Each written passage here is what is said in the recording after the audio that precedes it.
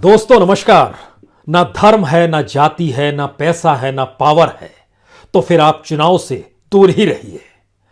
चुनाव लड़ने की काबिलियत में इन चार चीजों का बड़ा महत्व है और उस पर भी जिक्र अगर उत्तर प्रदेश का होगा तो यकीन जानिए आपके पास इतना पैसा होना चाहिए जिसके जरिए आप सिस्टम को अपने अनुकूल कर सके, जिसके जरिए धर्म की राजनीति को साधने के लिए भी आपके पास पैसा होना चाहिए और जातियों के समीकरण को भेदते हुए अपने साथ छोटी छोटी जातियों को भी लाने के लिए आपके पास यकीनन पूंजी होनी चाहिए। ध्यान दीजिए, तो ये उत्तर प्रदेश का चुनाव है और ऐसे में पूंजी आपके पास नहीं है तो फिर आप किसी काबिल नहीं है। पिछली बार चुनाव हो रहा था तो तकरीबन ऑफिशियल रिकॉर्ड जानकारी दी गई 5,500 करोड़ रुपए खर्च हुए हैं, लेकिन इस बार यह आंकड़ा ऑफिशियली ही 10,000 करोड़ को पार कर चुका है।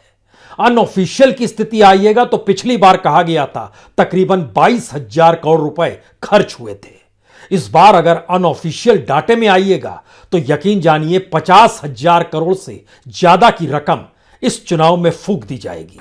इतना पैसा कहां से आ रहा है? और इसी दौर में जो छापे मारे जा रहे हैं, आईटी डिपार्टमेंट ने तकरीबन 2,000 लोगों को समूचे उत्तर प्रदेश में, यानी जिले दर जिले जो भी कारोबारी हो, जो भी व्यापारी हो, जो भी पैसे वाला हो, जो इधर उधर झांकने की परिस्थिति में हो, उसके पास नोटिस जा चुका है। पैसा कैसे बनाया जाए, पैसा कैसे समेटा जाए, पैसे का वितरण किस तरीके से हो और वोट अपने तरीके से कैसे आपकी झोली में आकर गिर जाए, यह समीकरण अगर आप नहीं जान समझते हैं तो फिर आप चुनाव लड़ने के काबिल नहीं है। सवाल संगठन का नहीं है, सवाल परसेप्शन का नहीं है, सवाल जमीनी मुद्दों का भी नहीं है, क्योंकि उत्तर प्रदेश उन राज्यों में आता है जिन राज्यों में सबसे ज्यादा गरीब लोग हैं। भारत के तमाम राज्यों की कतारों में सबसे गरीब बिहार है और उसके बाद उत्तर प्रदेश का ही नंबर आता है। लेकिन उत्तर प्रदेश की शुमारी उन राज्यों में होती है जहां का सांसद करोड़पति होता है, जहां का विधायक करोड़पति होता है, जहां का कैंडिडेट जो चुनाव मैदान में जा रहा हो वह भी करोड़पति होता है। और यह राज्य ऐसा है जहां पर 4 पॉलिटिकल पार्टीज है, बीजेपी है, कांग्रेस है, समाजवादी पार्टी है और बहुजन समाज पार्टी है। कमोवेश औसतन सारे उम्मीदवार करोड़पति होते हैं और सत्ता मिल जाए तो वो करोड़पति की तादाद और रकम जो होती है उसमें इजाफा होने लगता है। 5 साल अगर वो मंत्री रह गए तो फिर इजाफे की परिस्थिति 200 से 1,000% तक ले जाती है, जो उनका बैंक बैलेंस या फिर अकुल संपत्ति जो छुपा कर रखी जाती है उसके बारे में जानकारी निकल कर आती है। अब जरा यहां पर सोचना शुरू कीजिए, जो चुनाव प्रचार कर रहे हैं और मायावती ने जब इस बात का जिक्र किया हम कैसे चुनाव प्रचार में अभी कूद सकते हैं, हमारे पास पैसा नहीं है, यानी जब नोटिफिकेशन जारी होगा उसी के बाद हम चुनाव प्रचार शुरू करेंगे। वो समझ रही हैं आने वाले वक्त में टिकटों का वितरण होगा, टिकटों को बेचने की प्रक्रिया में जो पैसा आता है उसी के जरिए चुनाव लड़ा जाएगा, क्योंकि नोटबंदी के बाद तो खाली है बक्से, और बक्से अगर खाली हैं और बक्से जहां से आने चाहिए उस पर अगर एक ही पॉलिटिकल पार्टी और उसके द्वारा उस पूरे सिस्टम ने अपने हथेलियों में सब कुछ समेट लिया है तो फिर दूसरी पॉलिटिकल पार्टी कहां टिकेंगी। कई सवाल एक साथ आपके जहन में इस दौर में तुरंत उठने चाहिए। पहली बात, अगर वाकई चुनाव प्रचार के मैदान में अखिलेश यादव अभी तक नहीं कूदे होते, प्रियंका गांधी सक्रिय नहीं हुई होती, जिस तरीके से मायावती सक्रिय नहीं है, तो क्या दिल्ली की कैबिनेट उठकर उत्तर प्रदेश के चुनावी रैलियां कर रही होती, लोकार्पण कर रही होती, हर दिन किसी बात का उद्घाटन और हर दिन एक सौगात जनता के नाम दे रही होती, या फिर अकेले ये जाते और चुनाव प्रचार करके आ जाते और जनता सोचती रहती जिनकी सत्ता है वही चुनाव प्रचार मैदान में, बाकी क्यों नहीं है। विपक्ष अभी हमारा इतना परिपक्व हुआ नहीं है। लेकिन आज उस पूंजी की परिस्थितियों को समझ लीजिए जहां पर इलेक्शन कमीशन का कहना है हर कैंडिडेट अपने चुनाव प्रचार पर 30,80,000 रुपए खर्च कर सकता है, और अगर 400 सीटों को लेकर हर सीट पर 4 उम्मीदवार भी 30-30 लाख खर्च कर रहा है तो जाहिर है वो भी हजारों करोड़ में आ ही जाएगा मामला। लेकिन सवाल तो उससे हटकर है जहां पर नोट के बदले वोट का जिक्र है, जहां पर शराबों का वितरण है, शराब का वितरण है, और जहां पर बड़ी तादाद में कहीं ना कहीं पैसे का हेरफेर या बंटवारा इस रूप में किया जाता है कि एकमुश्त समुदाय का वेट उसके साथ वोट जुड़ता चला जाए। हमें लगता है कुछ आंकड़ों को समझना होगा। कुछ आंकड़े इलेक्शन वॉच के हैं, कुछ सीडीएस के हैं, कुछ इलेक्शन कमीशन के सीएसडीएस के हैं, कुछ इलेक्शन कमीशन के हैं। इन आंकड़ों के जरिए अगर हम समझना शुरू करें तो 2017 कहीं टिकता ही नहीं है 2022 के चुनाव के मद्देनजर उत्तर प्रदेश में। जिन बातों का ऐलान हो रहा है, जो बेरोजगारी का जिक्र है, जो गरीबी का जिक्र है, जो किसानी का जिक्र है, जो मजदूरों का जिक्र है, जो प्रवासी मजदूरों का जिक्र है, जो मैन्युफैक्चरिंग सेक्टर जो नेगेटिव में है, जिसकी ग्रोथ, उसका जिक्र है, भूल जाइए। थोड़ी देर के लिए सारी चीजों को बंद कर डालिए और जरा समझना शुरू कीजिए। 2017 में ऑफिशियल डाटा निकल कर आया था कि प्रति वोट 750 रुपए खर्च हुए हर पॉलिटिकल पार्टी के। इस बार यह आंकड़ा 2000 अभी से ही पार कर गया है। हर व्यक्ति को 2000 मिलता है या फिर उस पूरी बस्ती को 2-2 हजार रुपए मिल जाते हैं और हर को बंटते चला जाता है, यह परिस्थिति एक अलग है। लेकिन जो रैलियों में आप भीड़ देख रहे हैं, खासतौर से सत्ताधारी पॉलिटिकल पार्टी में, उसमें जब आप लोगों को टटोलेंगे, पूछेंगे आप कहां के हैं, तो वह उस जगह का नहीं होगा, वह उत्तर प्रदेश का होगा। लेकिन कभी कभी वह उत्तर प्रदेश का भी नहीं होता है। तो वह भीड़ जो होती है वो परसेप्शन बनाती है, और उस भीड़ को लाने के लिए बसों का इस्तेमाल तो किया ही जाता है, लेकिन बसों के साथ बैठे हुए लोगों की जेब में कुछ पैसा डाला भी जाता है, जिससे वो जाएं, वहां नारे लगाएं। और यही रोजगार की परिस्थितियां भारत में बेरोजगारी के आलम में सबसे बड़ी हो चली है। दूसरी बड़ी बात, जो अपराधी होते हैं वह और ज्यादा पूंजीपति होते हैं, उनके पास और ज्यादा पूंजी होती है, क्योंकि जो निकल कर आया, जो खास तौर से एडीआर की रिपोर्ट अपने तौर पर कहती है, उसकी रिपोर्ट के मुताबिक अगर मुलायम सिंह के यादव से लेकर योगी आदित्यनाथ तक के काल में अगर सांसदों और विधायकों का औसत भी निकाला जाए कि उनके पास कितने पैसे उनकी जेब में रहे होंगे, तो बीजेपी का औसत निकलता है 6 करोड़ 39 लाख। यह उनका एवरेज है। कईयों के पास बहुत ज्यादा होंगे, कईयों के पास सिर्फ 1 या 2 करोड़ होंगे। कांग्रेस का आंकड़ा निकलता है 5 करोड़ 33 लाख 2004 से, यानी उस दौर से लेकर 2021 तक की परिस्थितियों को जरा टटोलने की कोशिश कीजिए। बीएसपी का आंकड़ा निकलता है 3 करोड़ 69 लाख रुपए, यह एवरेज है संपत्ति सबकी। समाजवादी पार्टी का निकलता है 2 करोड़ 84 लाख, और इंडिपेंडेंस भी जो बन जाते हैं, जीत जाते हैं सांसद या विधायक, वह भी लगभग 3 करोड़, उनकी भी औसत है यह राशि।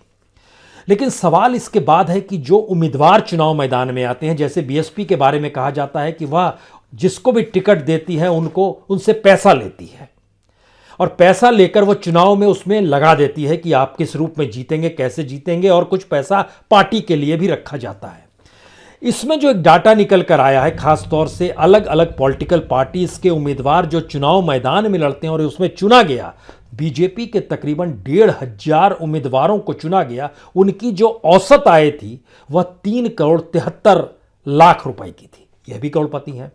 जो कांग्रेस के थे ये 4 करोड़ 6 लाख, यह जो मैदान में कूद रहे थे, इनकी संख्या 1102 लोगों से पूछताछ की गई है, तो उसमें से निकल कर आया है। जो बीएसपी है इसमें 1466 लोगों से पूछा गया, और इनकी जो संपत्ति थी वह तकरीबन 4.5 करोड़ के पार की थी, यह औसत है। जो समाजवादी पार्टी थी, इनकी भी 3.5 करोड़ से ज्यादा थी औसत संपत्ति, यह भी लगभग 1339 उम्मीदवारों से पूछा गया, और उम्मीदवार उस समय थे जब वो चुनाव मैदान में जा रहे होंगे।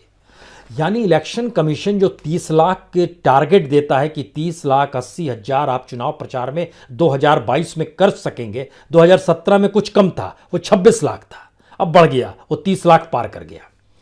ऐसी परिस्थिति में इतना पैसा उस प्रदेश में जिसकी अपनी प्रति व्यक्ति आय इस देश की प्रति व्यक्ति आय की तुलना में आधी हो, वहां पर इतना पैसा कौन दे रहा है? यहीं से 2 सवाल फिर शुरू होते हैं। अगर अपराधियों की फहरिस्त देखिएगा तो जो हमने औसत बढ़ाया, उस औसत में आपको लगभग 50% का इजाफा कर देना पड़ेगा। यानी क्रिमिनल के पास, जो क्रिमिनल जिस पर आरोप हो, जो विधायकी का चुनाव लड़ने जा रहा हो और वो अपने हलफनामे में जिक्र करे हमारे पास हमारे खिलाफ ये मामले अदालत में चल रहे हैं, उसकी संपत्ति लगभग 50% औसत और ज्यादा होती है। यहां पर हम बाकी आंकड़े पर निकल कर आए, एक चीज जानकारी आपको और दे दें, इस बात का जिक्र लगातार हो रहा है कि अब तो लखीमपुर में एसआईटी की रिपोर्ट भी आ गई है, तो मंत्री जी पद से हटेंगे या नहीं हटेंगे, क्योंकि मंत्री जी की ही तो गाड़ी थी, थार गाड़ी, तो ऐसे में तो उनको हट जाना चाहिए, क्योंकि एक दूसरे शख्स का नाम जो जुड़ा है वो मंत्री जी के साले साहब हैं, यानी अजय मिश्रा टेनी के साले और आशीष मिश्रा जो आरोपी है, मुख्य आरोपी, उनके मामा। उनका नाम है वीरेंद्र शुक्ला। वह एक लिहाज से ब्लॉक प्रमुख हैं और उनकी स्कॉर्पियो गाड़ी थी जो आपने देखी, 3 गाड़ियां जो एक के बाद एक रौंदती चली गई थी। तो वीरेंद्र शुक्ला आरोपी हैं जिनकी गाड़ी स्कॉर्पियो थी और उन पर आरोप लगाया गया कि वो साक्ष्य मिटा रहे थे और उनकी गाड़ी का इस्तेमाल किया गया। लेकिन दूसरी तरफ मंत्री महोदय के नाम की गाड़ी, थार गाड़ी जो थी, अजय मिश्रा, उनका नाम आरोपियों की फहरिस्त में नहीं है, इस एसआईटी ने जो अपनी चार्जशीट दाखिल की है। सवाल यह है कि ऐसी चार्जशीट के साथ साथ दूसरा है कि वह खास तौर से लखीमपुर इलाका, जो बहराइच का इलाका है, वो इलाका, उस पूरे हिस्से को छोड़िए, 4 जिलों में जो पैसा लगेगा वो कौन लगाएगा? जाहिर है वो पैसा वही शख्स लगाएगा जिसे चुनाव लड़ना और जितवाना है और जिसके बाद जो उससे कमा भी सकता हो। तो उस शख्स में, उस इलाके में नाम जब आएगा तो उसमें मंत्री जी के परिवार का नाम तो आएगा ना, क्योंकि वह बड़े पूंजीवती न लोग हैं, पैसा इनके पास खूब है, इनकी मिलें हैं, इनका पेट्रोल पंप है, इनके बिजनेस है, नेपाल के जरिए आवाजाही के कई चीज़ें चलती हैं, तो पैसा तो ये लगाएंगे। तो ऐसे में अब एसआईटी की रिपोर्ट का वो हिस्सा क्या मायने रखता है, जिस रिपोर्ट में इन्होंने जो अदालत के भीतर एप्लीकेशन डाली, विधाराम दिवाकर जो मुख्य जांच अधिकारी एसआईटी के थे, उसमें उन्होंने जब लिखा, संकलित साक्ष्यों से यह प्रमाणित हुआ है कि अभिव्यक्तियों ने आपराधिक कृत्य को लापरवाही एवं उपेक्षा से नहीं बल्कि जानबूझकर पूर्व नियोजित योजना के अनुसार अंजाम दिया है। इससे 5 लोगों की मौत हो और कई लोग गंभीर रूप से घायल हुए। ये गैर इरादतन हत्या नहीं है, इनके खिलाफ हत्या और आपराधिक षड्यंत्र का मुकदमा चलाया जाए, ये आग्रह अदालत से था। और अब अदालत में चार्जशीट दाखिल कर दी गई है। तो 5000 पन्नों की रिपोर्ट के बाद नियम यह कहता है कि जो 3 गाड़ियां थी, उन 3 गाड़ियों के जो मालिक थे, जिनके नाम पर ये गाड़ियां, वह तीनों तो खुद ब खुद आरोपी हो जाएंगे। लेकिन बाकी 2 गाड़ियों के मालिक आरोपी हैं, लेकिन एकमात्र गाड़ी जो सबसे आगे चल रही थी, थार गाड़ी, उस गाड़ी का मालिक आरोपी नहीं है। क्यों नहीं है? क्योंकि पैसा है, क्योंकि उस इलाके में प्रभाव है, क्योंकि उस इलाके में दबंगई है। और इन सब चीज़ों की जानकारी जो 208 गवाह हैं, उनसे जो एसआईटी ने जो पूछताछ की, उसमें निकल कर आया कि हाँ, इनका प्रभाव तो है, इनकी दबंगई तो है, और उसी ने उनको कानून के हिसाब से न चलने देने के लिए उत्साहित कर दिया। तो क्या इलेक्शन के वक्त में किसी को पद से हटाया जा सकता है जो पद ऐसा हो जिसमें उसकी रसूख बरकरार भी रहे और पैसे वाला हो, जो उस दौर में इलेक्शन में पैसा भी डाल सके? अब ध्यान दीजिए, दूसरा सवाल यहीं से निकल कर आता है कि पिछली बार सभी दलों ने तकरीबन 5500 करोड़ रुपए खर्च किए थे 2017 के चुनाव में, जिसमें जानकारी इन्होंने इलेक्शन कमीशन को दी और उसके बाद तमाम डाटा निकल कर आए और जानकारी निकलती चली गई। इस बार की जानकारी कह रही है नहीं, ये 5500 नहीं होंगे, ये तकरीबन 10,000 करोड़ रुपया पार कर जाएंगे। लेकिन पिछली बार का जब एनालिसिस किया गया, वोट दर वोट और वोट के बदले नोट के बदले वोट, शराब, और तकरीबन 200 करोड़ रुपया जब्त भी उस दौर में किया गया, ये सारी चीज़ें परखने के बाद मौजूदा वक्त का एक अनूठा सच ये है कि अलग अलग कॉन्स्टिट्यूएंसी वाइज भी अगर देखना शुरू करें, एक एक कॉन्स्टिट्यूएंसी पर जो है तकरीबन 1000 करोड़ रुपया अपने तौर पर उस कॉन्स्टिट्यूएंसी और उस इलाके को लेकर, खास तौर से उसमें जानकारी निकल कर आ रही है कि प्रति सीट जो है तकरीबन 400 से 500 करोड़ रुपए प्रति सीट तो खर्च होंगे वोट को अनुकूल करने के लिए, खास तौर से तब जब जनता रूठी हुई है, जनता उस जमीनी मुद्दों को लेकर रूठी हुई है जो इस सरकार को पूरा करना था। लेकिन सरकार अपने तरीके से प्रचार के जरिए, भाषणों के जरिए, रैलियों के जरिए, प्रधानमंत्री की रैलियों के जरिए, गृह मंत्री की रैलियों के जरिए, क्योंकि अभी तो ये पॉलिटिकल पार्टी के नेता के तौर पर पहचान नहीं है, वो तो नोटिफिकेशन के बाद होगी, अभी तक तो वो मंत्री ही हैं, क्योंकि मंत्री और सरकारी खर्च पर ये रैलियां हो रही हैं। तो अभी उस हिस्से में नहीं जा रहा है। लेकिन अगर आप लकीर खींच देंगे कि हम ये सोच रहे हैं कि 20 दिसंबर के बाद से उत्तर प्रदेश में जो भी सरकार की रैलियां हो रही हैं उस खर्चे को भी जोड़ दिया जाए तो ये खर्चा तकरीबन 70,000 करोड़ इस इलेक्शन में पार कर जाएगा। एक इलेक्शन 70,000 करोड़ रुपए पार कर जाएंगे। उत्तर प्रदेश की इकोनॉमी के भीतर में एक आम आदमी की क्या बिसात है, खास तौर से तब जब वहाँ की जो जीडीपी की परिस्थिति हो, जो जीएसटी कलेक्शन भी होता है ना, उत्तर प्रदेश उसमें भी काफ़ी आगे है। वो लगभग 5वें नंबर पर आता है। महाराष्ट्र है, कर्नाटक है, तमिलनाडु है, गुजरात है, जीएसटी कलेक्शन में ही 5वें नंबर पर यूपी आकर खड़ा हो जाता है। यूपी के भीतर जो टैक्स पेयर्स हैं और जो व्यापारी और कारोबारी हैं और जिनको इनकम टैक्स का नोटिस इस दौर में जो 2000 लोगों का जिक्र निकल कर आ रहा है कि इतनों को नोटिस दिया गया है, वो नोटिस क्यों दिया गया? वसूलने के लिए नहीं, बल्कि आपको किस रूप में पैसा कहाँ करना, ये राजनीतिक तौर पर जाहिर है आईटी डिपार्टमेंट केंद्र के मातहत काम करता है। तो केंद्र अपने तौर पर एक संदेश दे रहा है क्या ऐसे सिस्टम के जरिए? यह भी एक सवाल है, क्योंकि पैसा आखिर में चाहिए ही, पूंजी के जरिए ही चीजें लड़ी जाएंगी और उसी के जरिए पूरा का पूरा खेल होगा। तो ये जो 10,000 करोड़ का पहला आंकड़ा ऑफिशियली निकल कर आ रहा है, इस बार इतना खर्च होगा, पिछली बार की तुलना में दुगना और पिछली बार के अनऑफिशियल की तुलना में लगभग 5 गुना ज्यादा। ये खर्चा इस बात को बताने के लिए काफ़ी है कि क्या स्थिति इस देश के भीतर में पैसे चुनाव की हो चली है और इस कॉकटेल के सामने कोई आम पॉलिटिकल पार्टी टिक ही नहीं सकती है। इसीलिए हमने कहा कि अगर विपक्ष ये सोच लेता, उत्तर प्रदेश के भीतर अखिलेश यादव और प्रियंका गांधी ये सोच लेते, हम चुनाव प्रचार के लिए जाएंगे ही नहीं। चुनाव का ऐलान होगा, नोटिफिकेशन जारी होगा, इलेक्शन कमीशन जब बोल देगा तब करेंगे। लेकिन अब इलेक्शन कमीशन क्या करेगा? वो रिस्ट्रिक्शंस लगाएगा। उस रिस्ट्रिक्शंस का पालन करना आपके लिए जरूरी होगा। इससे पहले वो पूरी हवा बन चुकी होगी और उसके बाद की परिस्थितियों में सिस्टम सत्ताधारी पार्टी के साथ काम कर रहा होगा। तो चुनाव को किस रूप में, परसेप्शन के लिहाज से, पैसे के तरीके से और वोटरों को अपने साथ मानसिक तौर पर लाने की परिस्थिति में कैसे आएगा, ये एक हिस्सा है। यहां से एक दूसरी परिस्थिति शुरू होती है। क्या वाकई उत्तर प्रदेश का ब्राह्मण टूट रहा है? क्या वाकई ओबीसी के भीतर टूट आ चुकी है? क्या वाकई छोटी जातियों में टूट आ चुकी है? जब भी आप मिलिएगा अलग अलग जातियों के नेताओं से, उन जातियों के नेताओं का कद जब तक राजनीतिक तौर पर बड़ा नहीं होता है तब तक उस जाति के लोग उस नेता के पीछे चलने को तैयार नहीं होते। मसलन निषाद है या राजभर है, अगर इनका कद बढ़ा हुआ हो जाएगा, जो अब धीरे धीरे हो चला है, तो उस जाति के लोग उनके पीछे खड़े हो जाएंगे और इनकी बार्गेनिंग पावर पैसे के लिहाज से और सीट के लिहाज से झटके में बढ़ जाएगी। लेकिन जो छोटे छोटे पॉलिटिकल पार्टीज है जिनके अपने नेताओं का कद भी छोटा है, तो उनकी अपनी साख और उनकी बार्गेनिंग और सौदेबाजी का जो दायरा है वो हमेशा छोटा ही रहेगा। यही उत्तर प्रदेश के चुनाव के भीतर हो रहा है।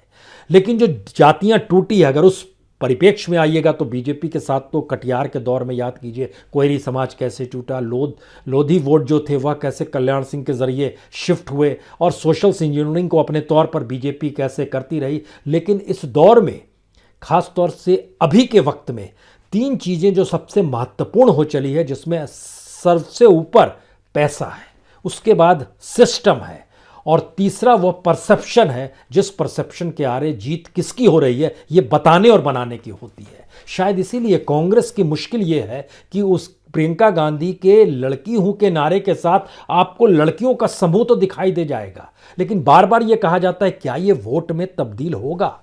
आधी आबादी वोट में तब्दील हो सकती है? ये मुश्किल सवाल नहीं है, ये बहुत आसान सवाल है।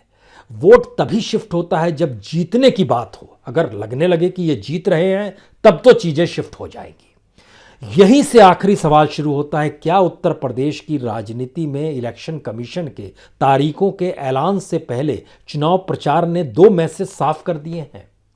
पहला मैसेज ये है कि उत्तर प्रदेश में अगर अलग अलग पॉलिटिकल पार्टीज चुनाव लड़ रही है तो वह सत्ता में नहीं आ सकती हैं, जो विपक्ष में अलग अलग लड़ रहे हैं। और दूसरा हिस्सा ये है कि जो खास तौर से मुसलमान और ब्राह्मण, जिन दोनों की तादाद अगर मिला दीजिएगा तो ये 30% पार कर जाता है। तो अगर समाजवादी पार्टी और कांग्रेस अगर साथ आके खड़ी हो जाए तो फिर बीजेपी के लिए मुश्किल हो जाएगी। क्या ये संभव है? या दोनों बहुत आगे निकल चुके हैं, या फिर दोनों आगे इसलिए निकले हैं क्योंकि अभी भी वह पानी की उस धारा को माप रहे हैं, समझ रहे हैं, और आने वाले वक्त में चीजें अनुकूल दोनों के गठबंधन के साथ क्या हो सकती है? बड़ा इंपॉसिबल सवाल है ये। लेकिन अगला सवाल यह है, क्या कांग्रेस 2024 के लिए उत्तर प्रदेश में राजनीतिक जमीन बना रही है? और क्या वाकई 2022 में अगर अखिलेश यादव चुनाव नहीं जीत पाते हैं तो 2024 में वो खड़े हो पाने की स्थिति तक में नहीं रहेंगे और इस संगठन को चलाना समाजवादी पार्टी के लिए मुश्किल हो जाएगा? यह सवाल इस दिशा में ले जाता है कि अब वाकई तमाम पॉलिटिकल पार्टीज के जो अपने अपने एजेंडे हैं और तमाम पॉलिटिकल पार्टीज का जो अपना अपना विजन है, वह दोनों एक दूसरे के अंतर्विरोध में आकर खड़ा है और इसका लाभ बीजेपी को खुले तौर पर मिलता है। कोई झुकने को तैयार नहीं है, हर कोई अपनी जीत को मानने को तैयार है। तो उत्तर प्रदेश का चुनाव जिन नई परिस्थितियों में आकर अभी ठहरा हुआ है, उसमें जनता के भीतर का आक्रोश अपने तौर पर उबाल पर है, इनकार नहीं किया जा सकता है। जितनी बड़ी तादाद में रैलियों में भीड़ नजर आ रही है, यह उत्तर प्रदेश के भीतर की बेरोजगारी की परिस्थितियों को भी दिखलाता है। और जितनी बड़ी तादाद में इस दौर में जो रैलियों में समा रहे हैं पॉलिटिकल पार्टी, जो खास तौर से सत्ताधारी पॉलिटिकल पार्टी के उसमें होती है, सबके चेहरे पर लालिमा रहती है, बड़े खुश रहते हैं और कहा जा रहा है कि उनको भरपूर पैसा मिल जाता है। अब यहां पर सवाल निकल कर आ रहा है कि क्या वाकई उत्तर प्रदेश में किसान का मुद्दा कोई काम नहीं करेगा, जो खास तौर से पश्चिमी उत्तर प्रदेश का हिस्सा है। वहां की जानकारी निकल कर आती है कि जो 14 जिलों में से 14 जिलों की 71 सीटें जो है, उस 71 सीटों में जो 50 सीटें थी, 51 सीटें पिछली बार बीजेपी जीती थी, इस बार इस 71 सीटों पर और जहां गंवाया गया है उसको उस 50 सीटों की तुलना में लगभग दुगना खर्च करने की स्थिति में बीजेपी आ चुकी है। तो क्या वाकई इतना पैसा आ रहा है? वाकई खर्च करेगी? वाकई वोटरों को खूब वारे न्यारे हो जाएंगे? और इलेक्शन क्या इसीलिए लड़ा जाता है कि जो एक रोजगार दे दे, क्योंकि इतनी बड़ी तादाद में पैसे खर्च होंगे? और दूसरी स्थिति निकल कर आ रही है जो पूर्वांचल की परिस्थिति है। पूर्वांचल की लगभग 121 सीटें जो हैं उस दायरे में आ रही है जहां पर सबसे ज्यादा पैसा इन्वेस्ट होना है। और तीसरी जो सबसे महत्वपूर्ण स्थिति है, जो इस देश के गृह राज्य मंत्री टेनी के साथ भी जुड़ती है, कि अगर अपराधियों की फेरिस्त को हम परखना शुरू करें, जिनकी अपनी संपत्ति बाकियों की तुलना में लगभग 50% ज़्यादा है, तो वह उसी हिसाब से खर्च करेंगे और उन पर कोई कानूनी कार्रवाई नहीं होगी। तो जो ये सेलेक्टिव का एस्पेक्ट है कि बुलडोजर कहाँ चलेगा, क्रिमिनल कौन होगा, किसके खिलाफ पुलिस एफआईआर दर्ज करेगी, किसके खिलाफ कानूनी कार्रवाई करते हुए उसको रोका जाएगा कि आप गैर कानूनी काम मत कीजिए, वह किस पॉलिटिकल पार्टी से जुड़ा हुआ है, यह बहुत मायने रखता है। तो यह जो छननी है उत्तर प्रदेश के भीतर की, जो अपराधियों को छानती है, उसमें से पैसा भी अपने साथ जोड़ती है, जो जातीय समीकरण को भी अपने अनुकूल करने की परिस्थिति में लाती है, और आखिरी मंत्र धर्म का होता है, जहां पर एक मुश्त इतनी मोटी लकीर खींच दीजिए जिसमें हिंसा की प्रतिध्वनि हो, जिसमें कट्टरता की प्रतिध्वनि हो, जिसमें एक दूसरे को लेकर नफरत की सोच हो, और इसको बोलने और करने के लिए कोई अलग से व्यक्ति नहीं चाहिए। जो कह रहा है, जो कर रहा है, उसके खिलाफ कानूनी कार्रवाई मत कीजिए, तो उसको कानून की मान्यता मिल जाती है। या फिर उन बातों को रखने के लिए कोई संवैधानिक पद पर बैठा हुआ शख्स ही चुनावी रैलियों में उन बातों का जिक्र कर दे। कार्रवाई जब होती है होती रहे। नजर ये आना चाहिए कि हम खुले तौर पर कानून हमारे साथ है, खुले तौर पर सिस्टम हमारे अनुकूल है, खुले तौर पर पैसा देने की स्थिति में हम ही हैं, खुले तौर पर संगठन सबसे बड़ा हमारे पास ही है, जो पूरे राज्य में वृहद तौर पर फैलता चला जाएगा, और उसके साथ ही चुनावी जीत के बाद उन सब की भरपाई अपने अपने तौर पर कर दी जाएगी। यह एक सिस्टम है। इस सिस्टम के पन्नों में आप पलटना शुरू कीजिएगा तो अखिलेश यादव का दौर हो, बीएसपी का दौर हो, मुलायम सिंह का दौर हो, उस दौरों को जब पलटना शुरू कीजिएगा तो बार बार इसी जगह पर आके खड़े होइएगा जब 2022 में योगी आदित्यनाथ अगर चुनाव हार जाते हैं, जो जनता के आक्रोश के साथ और मुद्दों के साथ निकल भी रहा है, तब जो एनालिसिस होगा वो एनालिसिस की जमीन 2024 के चुनाव को डिगाना शुरू कर देगी। तो आखिरी बात यही है, आखिर क्यों 2022 का चुनाव 2024 के लिए इतना महत्वपूर्ण हो गया है? आखिर क्यों 2022 में इनकम टैक्स और ईडी बहुत ज़्यादा सक्रिय नजर आ रहे हैं? आखिर क्यों इस दौर में आपराधिक राजनीतिक तौर पर सक्रिय लोगों को बख्शा जाता है जो सत्ता के अनुकूल हो? आखिर क्यों इस दौर में जनता के साथ पैसे की कमाई को जोड़ दिया जाता है? आखिर क्यों इस दौर में सब चीज़ों में रियायत दे दी जाती है और ये रियायत इनकम टैक्स भरने तक की हो जाती है? ये कौन सी परिस्थिति है? ये कौन सा सिस्टम है? ये सारे सवालों का जवाब उत्तर प्रदेश है, जहां पर अगर आप जाति नहीं जानते हैं, धर्म नहीं जानते हैं, पैसे को कुछ नहीं समझते हैं, पावर को कुछ नहीं समझते हैं, तो आप चुनाव मत लड़िए। इन सारी चीज़ों को साधने की ताकत अगर आप में है तो आप चुनाव जीत सकते हैं। ये पॉलिटिकल पार्टीज के भीतर का सच है। आखिरी सच जनता का होता है। तो क्या वाकई जनता इस सारी परिस्थितियों के ऊपर है?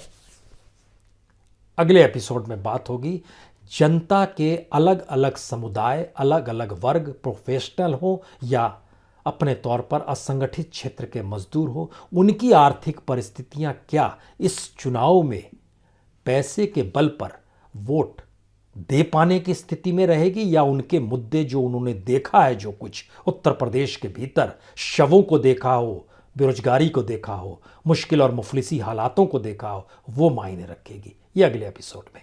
बहुत बहुत शुक्रिया, बहुत बहुत शुक्रिया।